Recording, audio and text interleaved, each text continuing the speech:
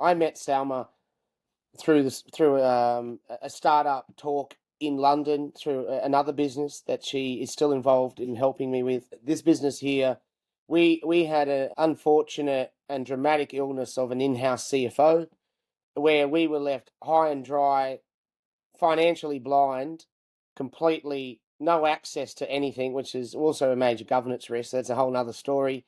And the Cypher team came in and had to pick up everything. And I'm talking 2 months worth of financial data that hadn't been reconciled, and was able to clean up our business, give us some level of confidence of the numbers that we had, but also in the process doing a bit of forensic accounting, all the while trying to do a BAU.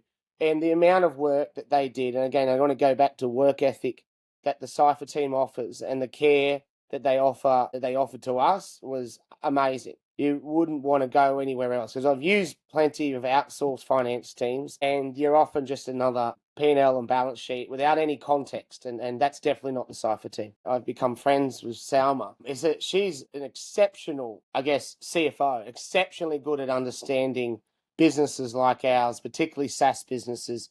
And it's like the difference between having a lawyer that's a good lawyer or a practical lawyer that says, here's how not to waste money on legal spend. And Salma is exceptionally good at being a practical CFO, but her financial acumen and depth of understanding of how to run a business from a balance sheet is unlike what I've been able to work with before. I think now the Sherpa at the moment, as we are going through a merger and a business turnaround, we've had to be very protective of margin.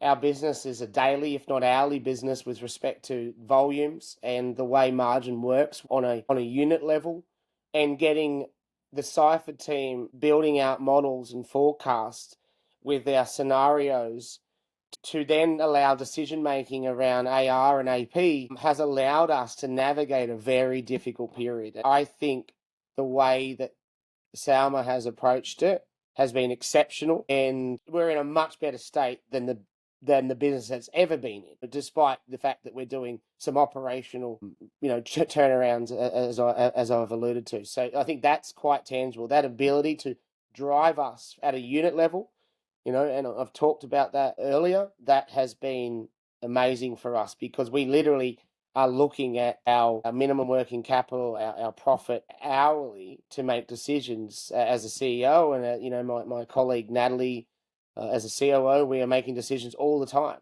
Do we price surge? Are we paying that invoice? How aggressive do we need to be on AR? What should we focus on our product development? Where do we invest here in marketing? Should we wind back our marketing spend for a week? There's a lot of things that we're managing and have to be on the pulse on. We know where our numbers are. We know where we can invest, and we've offered her a unique challenge. But if we didn't have that unique challenge, of course, everything else is set up for growth, because we can invest in growth. We know where we are financially and what levers we can pull, and that is obviously as a result of the practical, prudent, and exceptional management of the Cypher team. I've worked with, as I said, many accounting firms. I've been doing this for 20 years. And I really do think there's the difference between an accounting firm and, I guess an outsourced finance function that supports businesses in their growth and supports them in a way to be financially literate, so they are set up for not only that, they're set up for future growth for a lot longer time. And I think that time with Salma, particularly for young founders, where you're getting that time with her, that CFO time to understand your business better, to understand your P&L and balance sheet, and to make some decisions. That's invaluable if that's not, a tool in your toolbox right now. And I haven't come across a firm that's any better than Cypher.